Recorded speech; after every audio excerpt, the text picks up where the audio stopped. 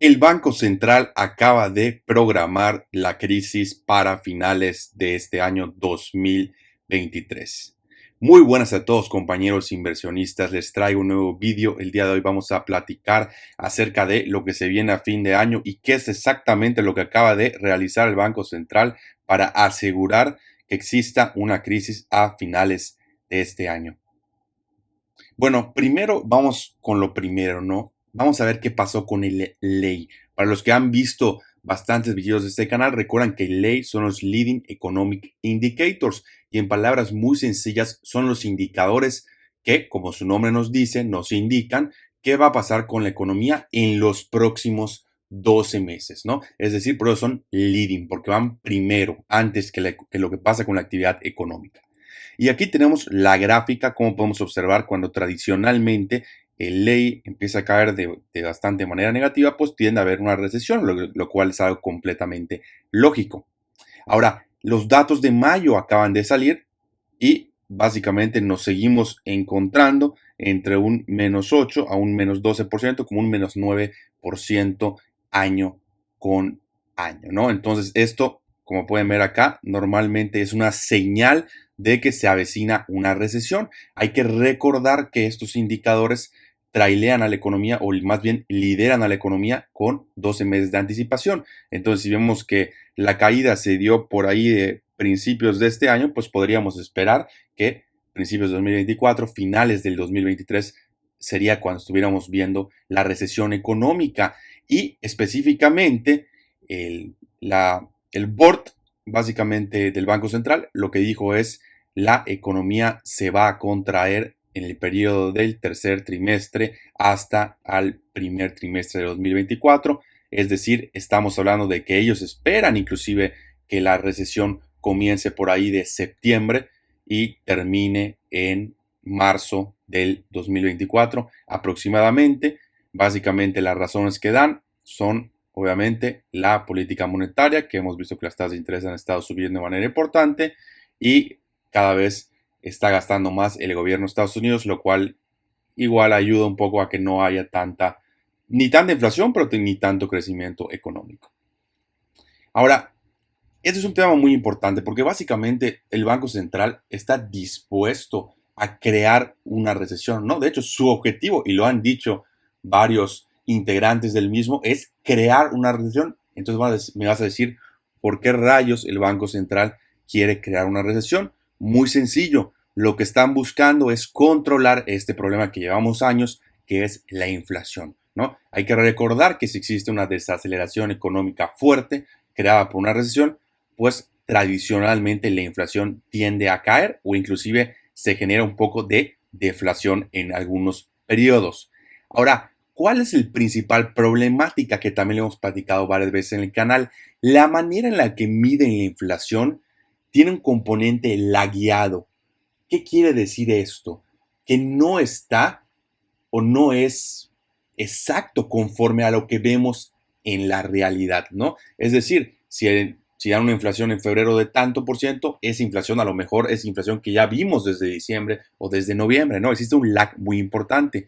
Ante toda esta situación, se genera esta página que se la recomiendo, es muy buena, que se llama Truflation. Básicamente pueden leer la metodología, pero usan una metodología más actualizada para tener el número, no exacto, porque pues no es algo que puedas tener 100% exacto, pero más real de cómo te está afectando la inflación al día de hoy, ¿no? Y como pueden observar, en el último año la inflación en Estados Unidos se ha ido completamente picada. Es completamente lógico porque las tasas que llegamos a ver del 11 al 12% de acuerdo a Truflation, que no son las mismas que reportó en el gobierno americano, de hecho el gobierno creo que lo máximo que llegó fue del 9%, pues han ido bajando porque no son sostenibles, ¿no? Son números demasiado altos y gran parte, la realidad es que gran parte de la inflación viene del sector energético, de todo lo que pasó con el petróleo, de la guerra, etcétera, ¿no? Entonces, esto ha ayudado a que la inflación con la política monetaria que se ha tomado, con las altas tasas de interés, etcétera,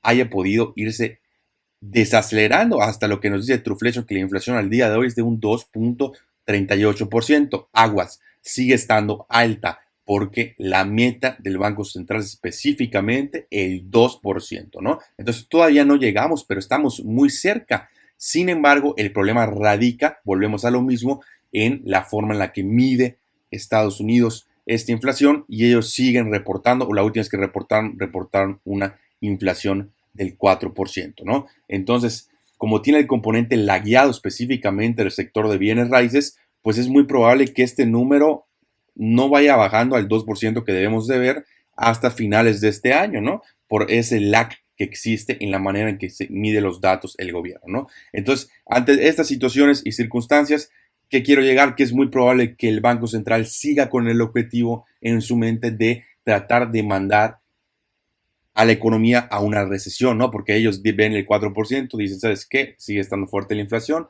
tenemos que seguir con las tasas altas, tenemos que mantenerlas o tenemos que subirlas, ¿no? Lo que fuese. Hay que también decir que la última vez ellos decidieron mantener las tasas de interés, ya dejaron de subir, pero no significa que el julio puedan volver a subir un 0.25% más. Entonces, nada más para aclarar, aquí debe quedarnos claro que el Banco Central mismo está buscando crear esta recesión, ¿no? Entonces, todavía más puntos para que esta recesión se pueda hacer una realidad. Ahora, ¿cómo está la actividad económica real? Que eso es muy importante, lo vimos en el video anterior. No es lo mismo en términos nominales, porque nominales tenemos una inflación del 8-10%, ¿no? Entonces, por ejemplo, si acá vemos que aquí tenemos dos gráficas, ¿ok? La primera es la parte de retail sales, es decir, cuánto se está vendiendo año con año, cuánto ha crecido las ventas en retail de manera nominal, y la segunda es de manera real, es decir, ajustado a la inflación. Y vemos dos caras de la moneda bastante diferentes, ¿no? Lo primero es que si vemos este número, pues vemos un crecimiento del 0.7%, si vemos el número nominal y decimos, ay, no está tan mal, ¿no? O sea, no está decreciendo, simplemente está creciendo un poquito. Pero, insisto, si ajustamos la inflación, vemos que llevamos 7 meses en el que en el que las ventas han estado cayendo, inclusive en territorio negativo, ¿no? Es decir, ya se está vendiendo de manera real menos de lo que se vendía en años anteriores. ¿Qué significa? Más bien en el año anterior. ¿Y qué significa esto? Que obviamente es una desaceleración importante en este sector económico.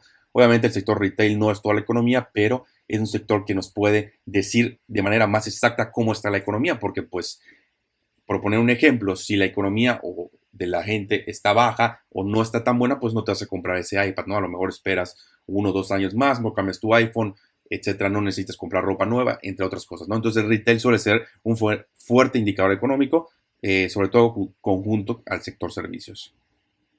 Ahora, el sector de real estate es un sector súper importante, ¿no? Y tenemos una situación bastante bizarra en Estados Unidos. Para empezar, lo primero, vamos a ver este indicador que es súper importante. Las casas se están volviendo impagables, se han vuelto impagables. ¿Por qué? Ahora te vamos a mostrar la gráfica, pero ¿por qué?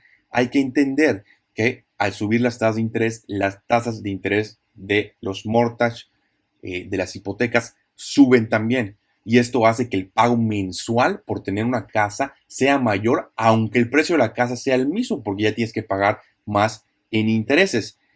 En México es un poco diferente la cosa, pero en Estados Unidos básicamente todas las casas o la mayoría de las casas se compran con préstamos bancarios, con estas hipotecas, ¿no? Entonces, con esos créditos hipotecarios. Entonces, ¿qué observamos acá? Que esta tabla nos dice cuánto tenemos que pagar básicamente entre hipoteca, entre impuestos, seguros, etcétera, cuánto es el porcentaje que la gente paga de todos sus ingresos. Obviamente es un promedio, ¿no? Entonces, en promedio, la gente normal gasta el 41% de todos sus ingresos en todo lo que tiene que ver con el sector vivienda, ¿no? Entonces es un gasto bastante fuerte. ¿Qué significa esto? Que ya solo te queda el 60 o el 5, un poquito más, el 60%, vamos a poner para redondear, de tus ingresos para que puedas gastar en salir a comer, en comprar un nuevo iPhone, en lo que fuese, ¿no? Entonces esto obviamente hace que el sector económico sea debilitado de manera más importante.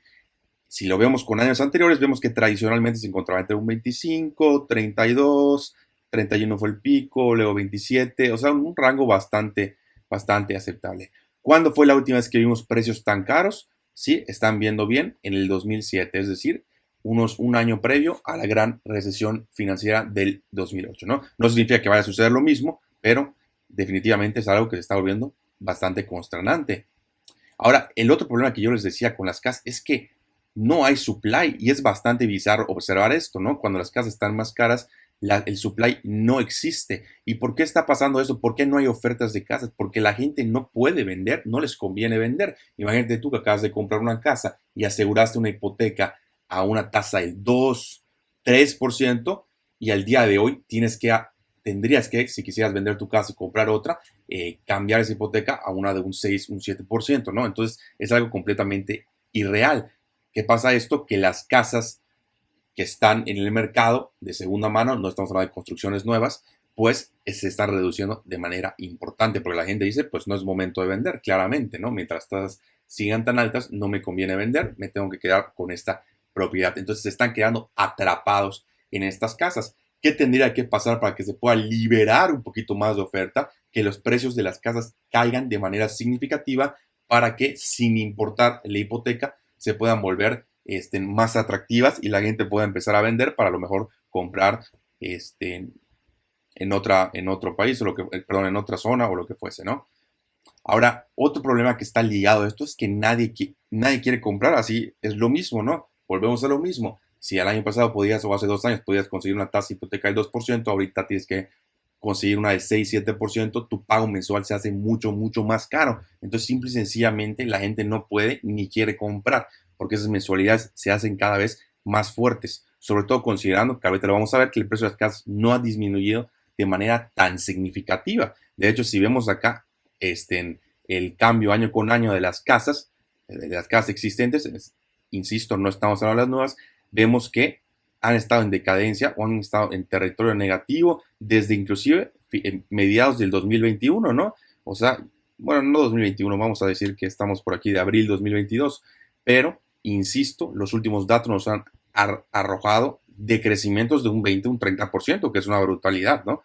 Es algo bastante, bastante importante. Ahora, los precios no han caído tanto a pesar de todo esto, insisto, por el problema de la oferta, ¿no? No hay tanta oferta, entonces a pesar de que la demanda sea baja, pues se mantiene un nivel bastante, pues bastante nivelado, como vaya la redundancia, ¿no? Ahora, a pesar de esto, sí es una realidad que los precios han estado cayendo. El precio de la vivienda media en Estados Unidos ha caído un 3.1% en el año con año, insisto, siempre haciendo esta comparación. Ahora va a decir, bueno, es una caída importante, sí y no. ¿Por qué no? Porque pues si comparamos que solo el año anterior hubo un aumento de un 25%, pues que caiga un 3% un año es absolutamente nada, ¿no? Entonces, todavía no hemos visto esta regulación de los precios de las casas, sobre todo en Estados Unidos, insisto, ¿no? Entonces, falta tiempo, hay territorio para caer, definitivamente, y viendo los datos económicos, lo más probable es que esto siga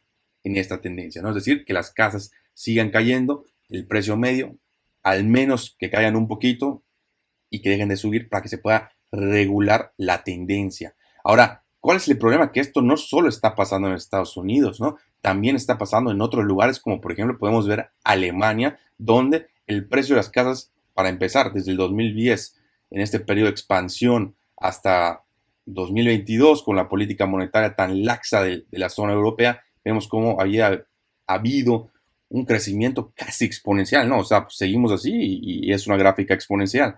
Ahora, sin embargo, ya ante las nuevas realidades, ante la inflación, etcétera, vemos cómo esto ha caído de manera significativa, ¿no? Y muy probablemente siga cayendo para regresar a una tendencia más lineal, porque no puede seguir, insisto, siempre siendo una tendencia exponencial.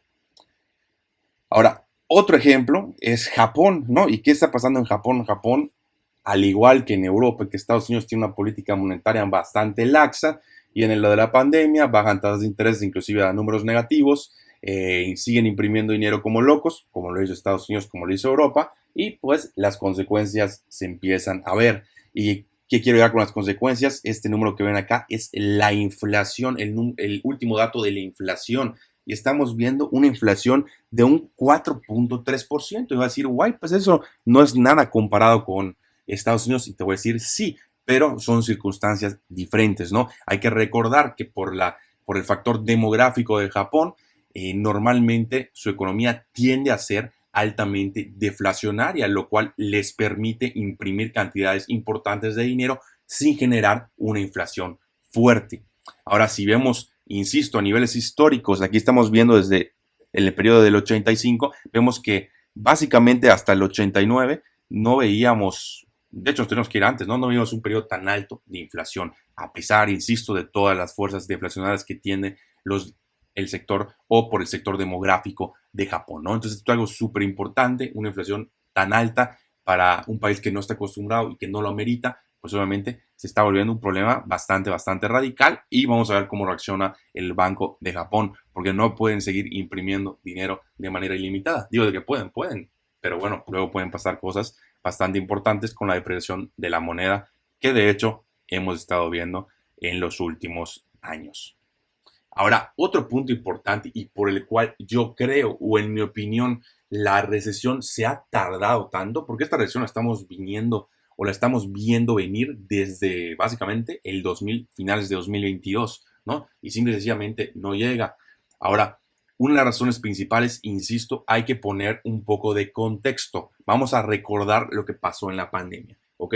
En la pandemia llegó un momento en el que encerraron básicamente a todos. Entonces, tú seguías ganando dinero, pero no podías gastar ese dinero, ¿no? No podías gastarlo de la misma forma que lo gastabas, porque a lo mejor todavía no podías ir a restaurantes, no podías hacer viajes, etcétera, ¿no? Entonces, ese dinero lo ibas ahorrando y se iba acumulando. Obviamente podías comprar iPads, computadoras, etcétera, que sí pasó, pero aún así se seguía acumulando el dinero. Y para terminarla de fregar, Estados Unidos, en el caso de Estados Unidos, ellos imprimen dinero y se los dan directamente a la gente, ¿no? En forma de cheques de estímulo, que en mi opinión fueron completamente innecesarios, ¿no? Entonces, ¿esto qué generó? ¿Qué ven esta gráfica acá que se está sube, son lo que llamamos el excess savings, ¿no? Es decir, los ahorros extra que lograron generar sí, o guardar los americanos. Ahora, conforme la actividad económica se empezó a aperturar, los viajes regresaron y todo, pues la gente se encontró con la situación de que tenía un montón de dinero en ahorros y con eso tenía oportunidad de empezar a gastar ese dinero. Por eso vemos que ahorita el sector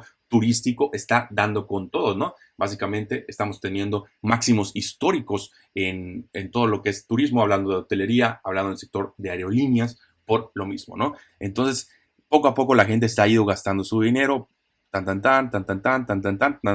el día de hoy que estamos acá. Ahora, lo importante es que a pesar de que estos excess savings o estos ahorros extra se han reducido de manera importante, todavía sigue habiendo un nivel de ahorros en el sistema, ¿no? Entonces, ¿qué significa esto? Que si viene una desaceleración económica o viene una situación importante, la gente todavía tiene dinero para seguir gastando. Entonces, por eso no vemos que la economía empiece de verdad a decrecer, porque a pesar de que sí ha habido una desaceleración importante y la situación no es tan fácil como antes, pues simple y sencillamente la gente sigue teniendo este dinero que acumuló, ¿no? Entonces, ahora, ¿qué es lo que va a pasar o qué es lo más probable que pase? Que conforme siga esta desaceleración económica, poco a poco la gente vaya recurriendo a tarjetas de crédito, vaya gastando más su dinero y llega un punto en el que se acabe completamente. Y obviamente cuando se acabe este dinero es cuando vamos a poder ver una recesión, ahora sí. ¿Y por qué digo esto? Porque hay que recordar, súper importante tema en la economía,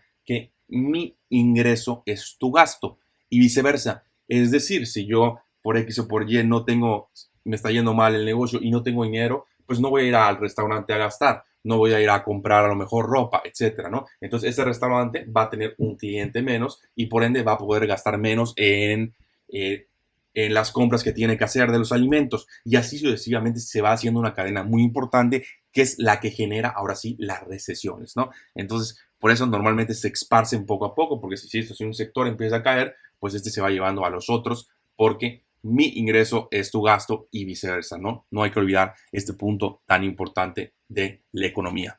Ahora es todo por el video de hoy. Si les gustó, como siempre, pueden apoyar suscribiéndose y nos vemos en el próximo.